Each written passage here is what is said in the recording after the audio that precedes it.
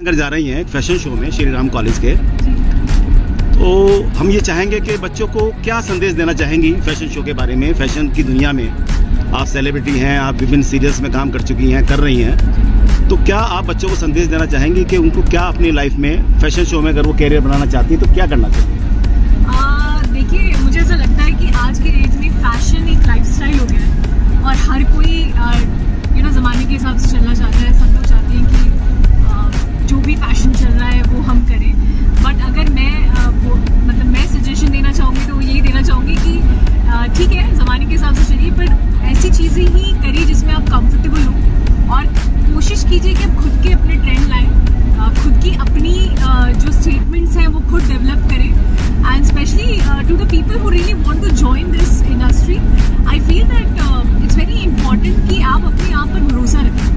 आप ये जानने की कोशिश करें कि आपको लाइफ में क्या करना है और क्या आपको चाहिए लाइफ से, क्योंकि फैशन में फिर बहुत सारे ब्रांचेस खुल जाते हैं। फिर लोग कंफ्यूज हो जाते हैं कि मुझे मॉडल बनना है या मुझे एक्टर बनना है या फिर मुझे डांस करना है या मुझे lot of things. So it is very important कि आप अपने आप को एक्सप्लोर कीजिए। And I am very glad कि हम जो कॉलेज फेस्ट में जा रहे हैं, कॉलेज टाइम और स्कूल टाइम एक ऐसा टाइम होता है जब you can actually explore your self, जहाँ पर आप ये जान पाते हो कि आपके अंदर ऐसा क्या खास है जो कि आपका बेस्ट है। और जब आपकी कोई बेस्ट चीज़ सबके सामने आती है लाइफ में, और सबसे इम्पोर्टेंट सबके सामने भी नहीं, कोई भी ऐसी चीज़ जो आप जान पाते हो अपने बारे में कि ओह, इसमें मैं सबसे अच्छी हूँ या इसमें मैं सबसे अच्छा हूँ, तो आई थिंक लाइफ बहुत मैजिकल सी हो जाती है और बहुत ही खूबसूरत हो जाती है। फॉर एग्जाम्पल, जैसे मैं जो एक्टिंग करती हूँ, ये मैं बहुत दिल से मोहब्बत है, मुझे प्यार है, मुझे इश्क है जो मैं कर रही हूँ, तो मुझे ऐसा कभी लगता ही नहीं कि मैं काम कर रही हूँ। तो आई feel that all the youngsters जो कि अपनी लाइफ को एक्सप्लोर कर रहे हैं, अच्छे से करिए और ये जानिए कि आपकी खुशी किस में है और फिर उसी हिसाब से अपने स्टेटमेंट्स बनाइए लाइफ में। Thank you. आपने जो ये कैरियर चुना है जी, एक्टिंग का जी, तो ये किससे प्रेरणा ली है?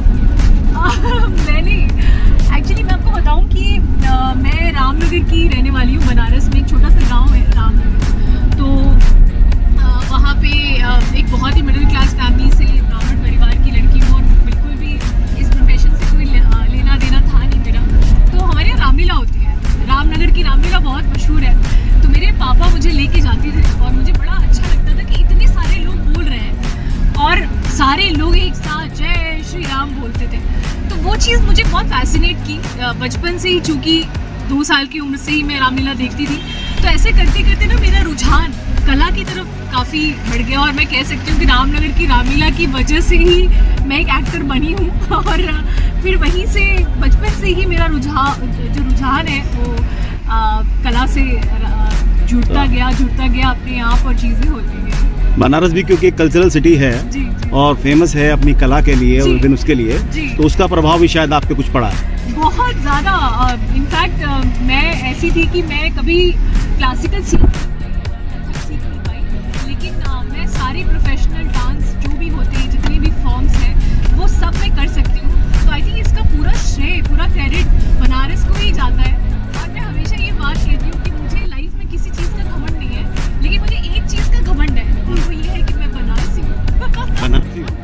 जी जी, बनारसी साड़ियाँ बहुत फेमस हैं जी। और मेरी एक बहुत फेवरेट लाइन भी है कि जहाँ पर लोग मरने के लिए तरसते हैं, वहाँ पे हमने जीना सीखा है। वहाँ जीना सीखा है। Very good. मैं कभी हार नहीं मानती। Very good, very good. आप जो फिल्म लाइन में हैं और आप सीरियल्स में हैं, उससे क्या आपको मैसेज देना चाहेंगे कि वो कैसी लाइफ है और वो उसे आप कितना एंजॉय करती हैं या एक प्रोफेशन के रूप में इस्तेमाल कर रही हैं? इसके बारे में लोग बहुत सारी नेगेटिव बातें भी बोलते हैं, ऐसा कुछ भी नहीं है। देखिए, अगर आपको कोई चीज़ लाइफ में गलत करनी होगी तो आप किसी भी प्रोफेशन में रहेंगे, आप गलत ही करेंगे। अगर आपकी सोच वैसी है तो वैसी ही चीज़ों को अट्रैक्ट करते हैं, ऐसा कुछ भी नहीं है। हमारे प्रोफेशन में कोई भी आपसे कोई जोर जबरदस्ती नहीं करता, सब आपकी स्वेच्छा है। आपको जो अच्छी भी चीज़ है, जो बुरी भी चीज़ है, तो लाइफ में जो आपके डिसीजंस हैं वो आप खुद लेते हैं, तो कभी भी झुकना नहीं चाहिए।